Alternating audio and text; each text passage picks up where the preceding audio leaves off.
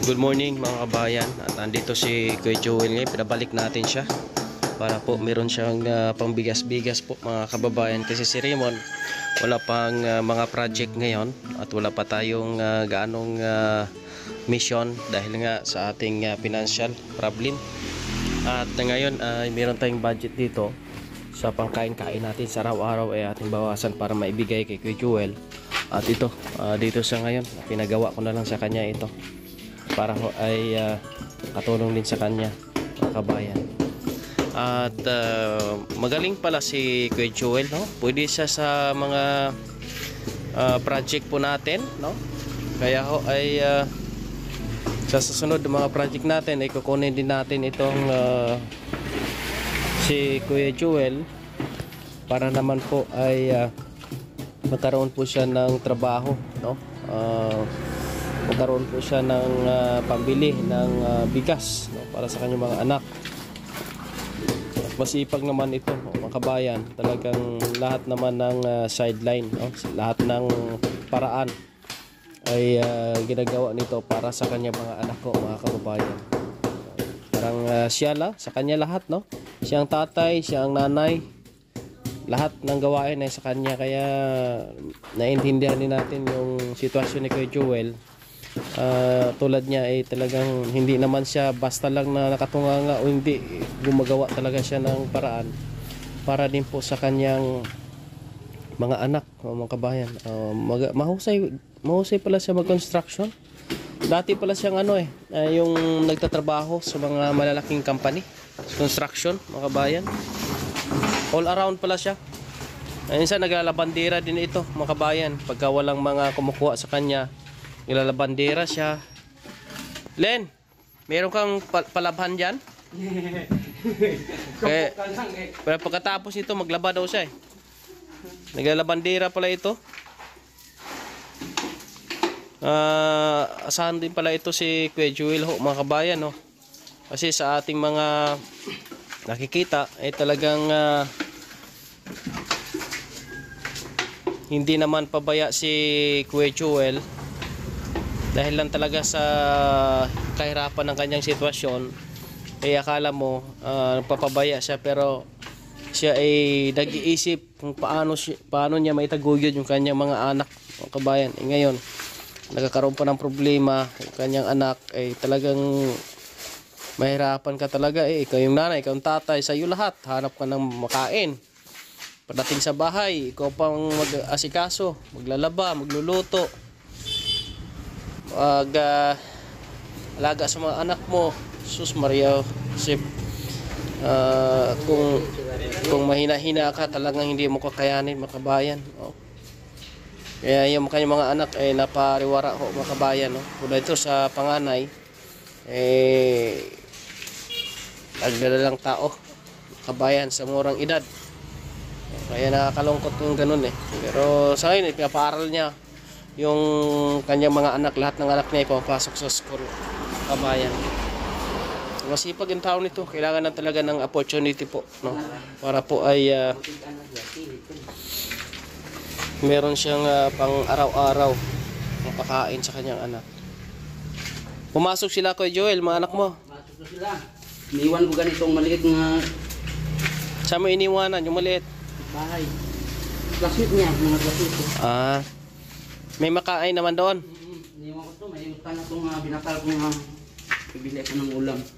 Okay, mabuti. Kaya makaon lang siya pag magutom. Kasi kahapon po makabayan, no? Dinala ko nga si Kuya Joel dito. Mga alas 12 yata kami, hindi nandito. At binigyan ko siya kahapon nung matapos niya itong gawa niya. Ito yung gawa niya kahapon, no? May pambili siya ng pagkain, mga kabayan. Kaya pinabalik ko siya ngayon. Sabi ko sa kanya, balik ka. Meron pa naman akong dito, kaunti. Hati na lang tayo. Pagkain namin, tsaka pangkain mo rin. At least magawa din itong harap ko, mga kabayan. Salamat, supportahan natin si Kuya Joel po mga kababayan. Napakahirap sa kanyang sitwasyon, kaya naintindihan ko kasi nakikita ko rin ng personal yung kanyang sitwasyon. Sa mga nangyayari kasi sa kanya, sa mga update natin, ang problema lang talaga doon sa mga anak niya, no, na nahirapan si Kuya Joel dahil sa kanya lahat mga kabayan, thank you sa inyong lahat. Isama natin to sa mga susunod na mga project natin. Sa ngayon wala pa tayong mga project, maybe next year siguro. Sana magkaroon tayo ng mga project din sa susunod na taon. At siya po ang ating pwedeng kukunin. Pinapaready natin siya ng mga gamit niya sa construction para once na kailangan natin siya ay nakaready yung kanyang mga gamit. Sa ngayon, pagka wala daw siya gawa ay sa sidecar, bumabiyahe siya ng padjak. Ayan yung pagkitaan niya, pangkain nila sa araw-araw ho, mga kabayan, no?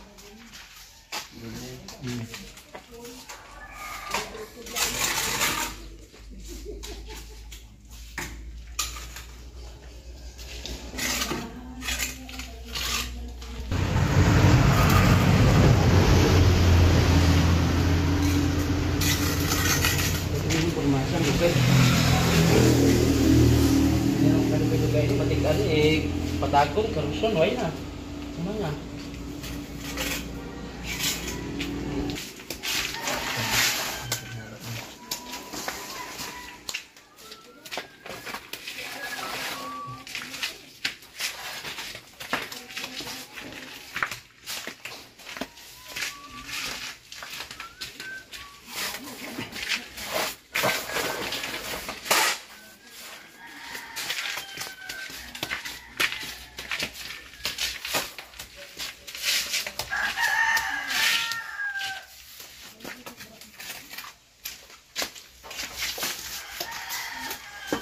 After po dito mga kabayan, no, hahanap siya ng mga lote o hanap siya ng lote na pwedeng mapaglipatan sa kanila. Kasi yung bahay doon ay didemolish natin yon. At kung meron siya mahanap na lote na malapit doon sa kanila at okay sa kanila, pwede niyang i-demolish o pwedeng i-demolish natin. And then igawin uli, no? Gawin nilang bahay uli, mga kabayan. Si Kuya Joel magpapanday na. Kasi marunong naman pala siya. Gamit lang kailangan niya. Welding lang. Pwede man tayo magrenta ng welding. Ako Joel. Oo, pwede. Marinta lang siya. Sa mga kilala, damo kilala ko. Kaya kausapin mo kung sino pwedeng kausapin mo doon na merong kahit public na lupa na pwede. Doon natin ilipat yung bahay mo. Kasi mahirap itong kalagayan nila ngayon. Malayo kasi. Pagka wala silang bahay, mahirap talaga.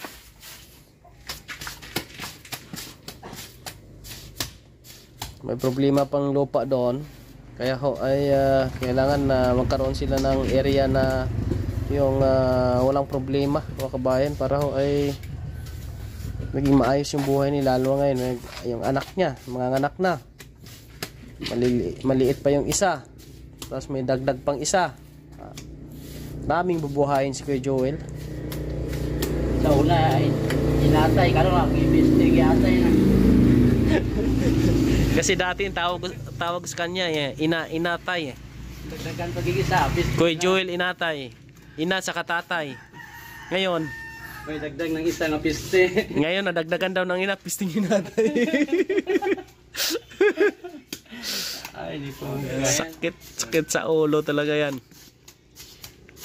Apo na tay. Apo na. Apo na. Kaya lang kay 15 years old pa. 15 years old? Imagine mo yan. Hindi mo pwedeng Baka di ba dadalhin sa DSWD yan? Hindi. Ano lang. Sa'yo talaga yan. Ikaw mag-ano nun? Pupuntahan daw ito nila. Wala pa na kay busy pa daw sila. Puntahan lang kay mga sila blast tinto. Sila lalaki? Pag hindi sa magtukan siya. Makakasuhan siya doon pagka hindi niya pananagutan yan. 15 years old pa. Menor de edad. Pero yung asawa mo, anong sinabi? Wala man lang. Sila naman ang friends. Ha? Friends lang sila sa mga bata. Kaya sa ako wala na kay ging ko, ging black.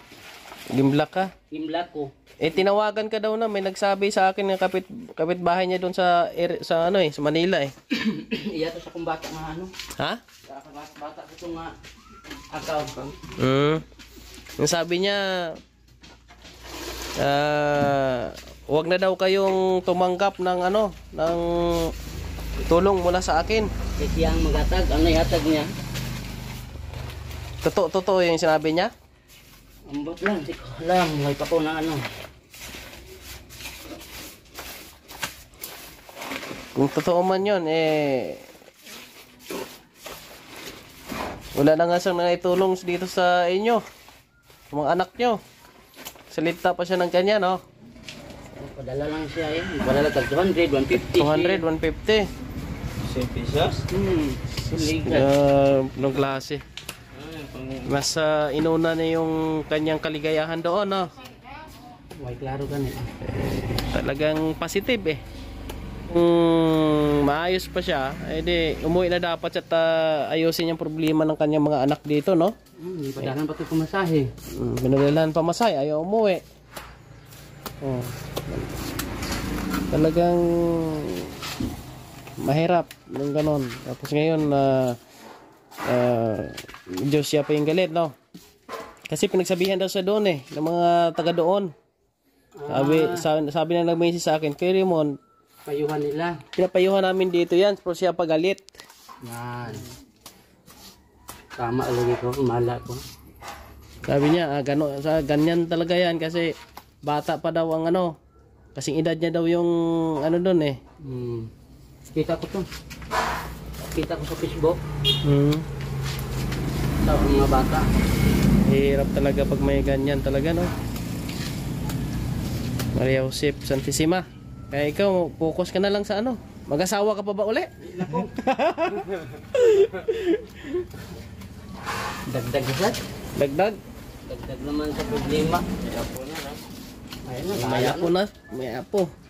Kaya yung dalaw mong babae, medyo ano mo, higpit-higpitan mo yan.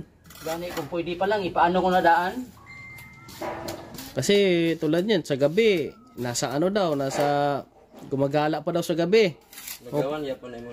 Ay, sus ko. Karon, gabot ako ito ron. Pupunta doon sa tabing dagat daw. Manukan. Mamaya Damo pa sila. masama daw yun sa mga barkada. Mahiya, baka patulad sa panganay mo. Nako. Masakit sa, ano yun, masakit sa bangs. Barangay Dasdaan. Barangay dos. Kaya gustong-gusto nila na nasa sentro sila eh. Kasi yun yung gagawin nila eh. Ay nakaraan, nakita na naman ni ano. Sino ba yun? Na nasa 7-Eleven. Sino ba yun na nakausap ko man? Ando naman, nangingi-hingi naman daw doon sa 7-Eleven. Ay na to, ikigang mo to. Pinauwi nga daw ng ano, nung nakakita. Sabi mo, nandito naman kayo. Uwi kayo doon kay Papa mo. Yapas ko to. Sumasama sa mga barkada daw.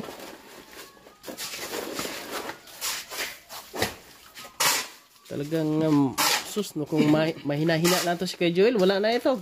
Yaan ko na. Iniiwan na niya. Apo, kaka-stress kayang ganyan.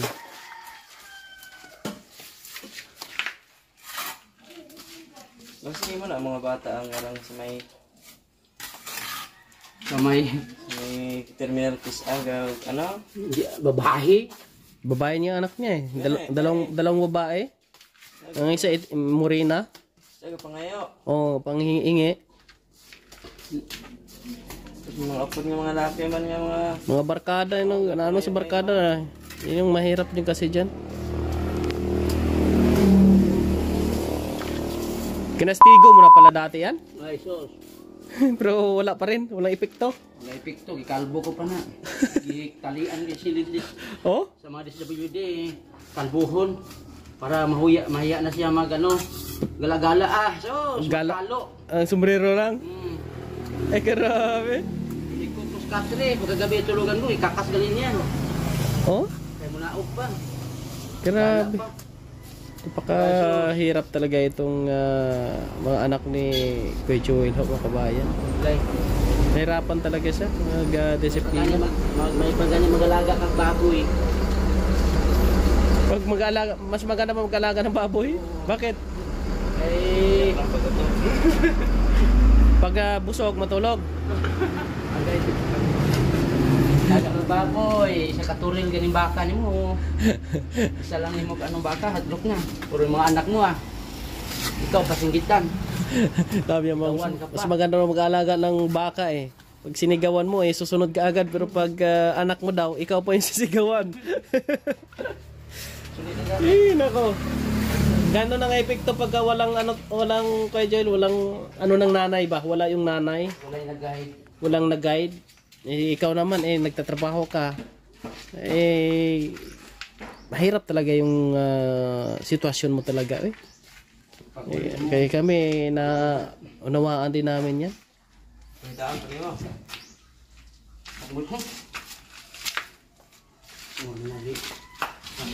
Yan, sa mga susunod na mga project natin, isama natin si Kuya Joel para mayroon po siyang pagkakitaan po mga kababayan. Kasi kung magbabiyahe siya ng sidecar, magkumikita siya ng 200, 300. Isa ngayon, magkano nung kinikita mo pag nagbiyahe ka sa buong araw? Hina na. Magkano? Wala, hina na tayo. Sila gani, ayaw na nila. Pagsubrasin na lang. 100? Kasi yung ano, yung Dami ang motor. wala may sidecar. Sidecar, mga ano lang, mga Wala na masyadong pala. sidecar nila. Sila Kita. Motor naman kasi mamusakay. Ayaw na nila sa sikat, kita galda. Hinay.